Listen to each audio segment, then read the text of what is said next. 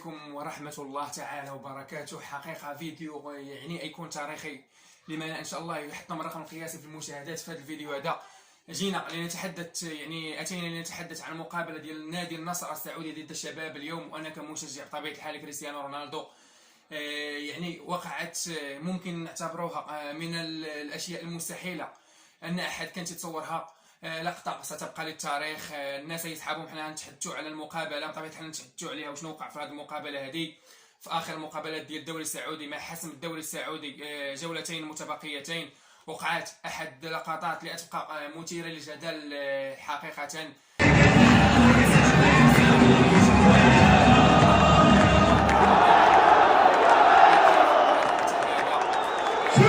الذي حدث سيكون حقيقة شيء تاريخي، شيء لم يحدث طيلة الزمان. أن كريستيانو رونالدو كان يتصور أحد منا أنه ممكن يجي وقت وأنه يسجد.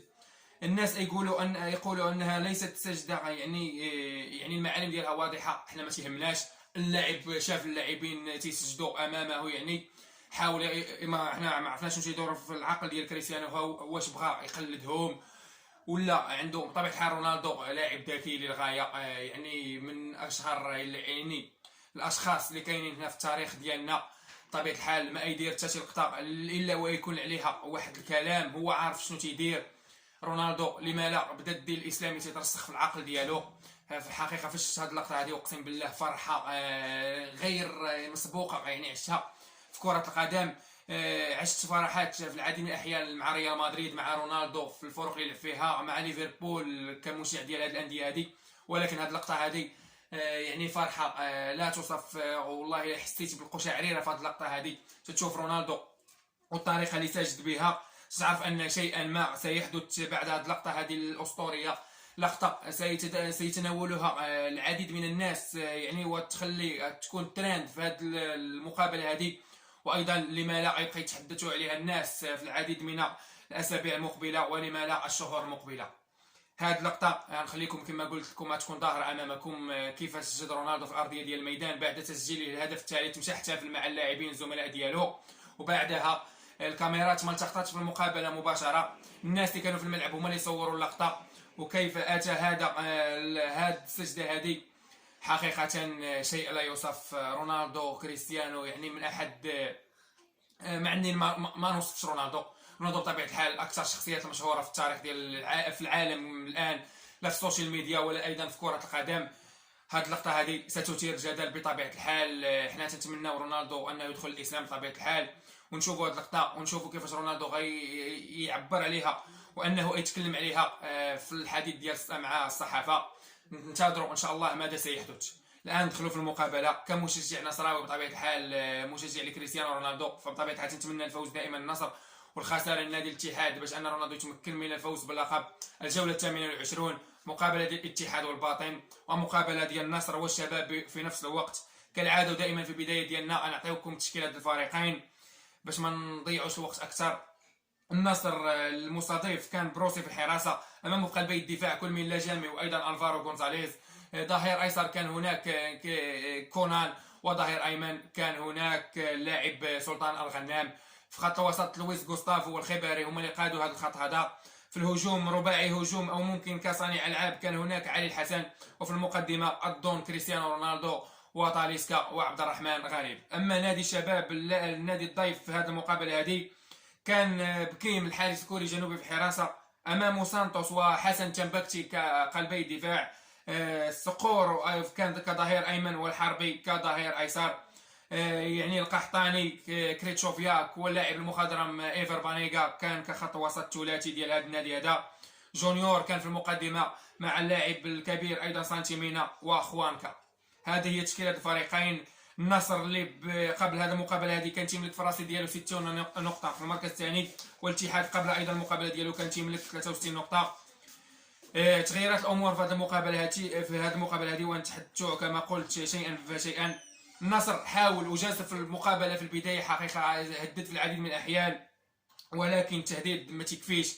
تيكفي هو انه اللي تيسجل، هو اللي تيكون رجل المقابله كالعاده، هو رجال المقابله.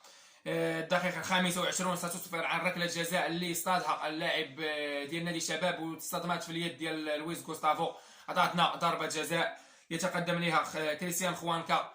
روسي كان قريب باش انه يتصدى لهذه الكره هذه، ولكن تمكن نادي الشباب من التسجيل في الدقيقه 25 عن طريق ضربه جزاء. بعدها النصر حاول في الحقيقه في العديد من الاحيان، ولكن من دون جدوى، من دون ان يتمكنوا من تسجيل الهدف. ايضا كريستيان خوانكا تضيف الهدف الثاني في الدقيقه 40 بتمريره حاسمه من سانتيمينا بتسديده خرافيه صراحه قويه لا تصد ولا ترد. نهايه الشوط الاول، وما نساوش كانت هناك عارضه او قائم للدون كريستيانو رونالدو، ولكن الشوط الاول ينتهي بهدفين لصفر. عفوا نسيت انا ما نتحدث. لقطه رونالدو خلاتني نخرج عن السطر. طاليسكا تيسجل الهدف ديال التقليص في الدقيقه 44 بعد تمريره من علي الحسن. كان رونالدو تيلعب هذه الكره هذه في منطقه الجزاء ديال نادي الشباب، رجعت عبد الرحمن غريب لعلي الحسن، ومن علي الحسن لطاليسكا وتيسدد الهدف، وتكون النتيجه تنتهي في الشوط الاول ديالها بهدفين لهدف واحد.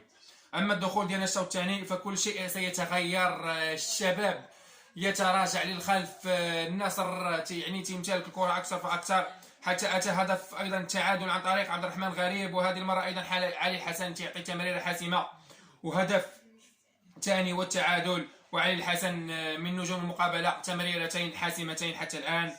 بعدها كارلوس جونيور سيتلقى بطاقه صفراء في الدقيقه 58، وكريستيانو رونالدو يرد على هذا اللاعب بهدف ايضا خرافي، هدف رائع للغايه في الجهه اليسرى ديال الحارس كير، وتعطي بتسديده قويه من تمريره من لويس غوستافو الهدف الثالث والتقدم لنادي النصر. بعدها المقابله ستنقلب ايضا لنادي الشباب، والشباب يحاولون سانتيمينا ايضا في القائم، ولكن من دون جدوى. بقات المقابله على هذه النتيجه هذه حتى النهايه ديالها في الوقت ديالها الاصلي والاضافي ب3 اهداف لهدفين. النصر في المركز الثاني ب 63 نقطه، الشباب يبقى في المركز الثالث ب 53 نقطه مناصفه مع الهلال مع تبقي جولتين. نادي الاتحاد العميد في المرتبه الاولى ب 66 نقطه مع تبقي جولتين. الجوله المقبله ستكون حاسمه للغايه في مسار هذه البطوله هذه. الفوز يا اما للنصر بهذه البطوله هذه او للشباب، سنرى وسننتظر ان شاء الله ماذا سيحدث. لقطه رونالدو مازال مأثر عليا صراحه. بغيت نسالي هذا الفيديو هذا يعني ونشروا لكم ان شاء الله في اقرب وقت. نتمنى منكم التفاعل مع هذا الفيديو هذا، وهذا ردة فعل هذه اعتبروها تحليل او ردة فعل، وايضا خاصه لقطه الاسطوره كريستيانو رونالدو التي ستحدث ضجه في كل انحاء العالم. ماذا حدث سنرى ان شاء الله بعد النهايه. وفي النهايه نتمنى منكم دعمونا باللايكات والاشتراك في هذه القناه هذه باش انني يمكن لي نستمر في المزيد. وكان معكم انس من قناه من الملاعب، ودمتم في رعايه الله.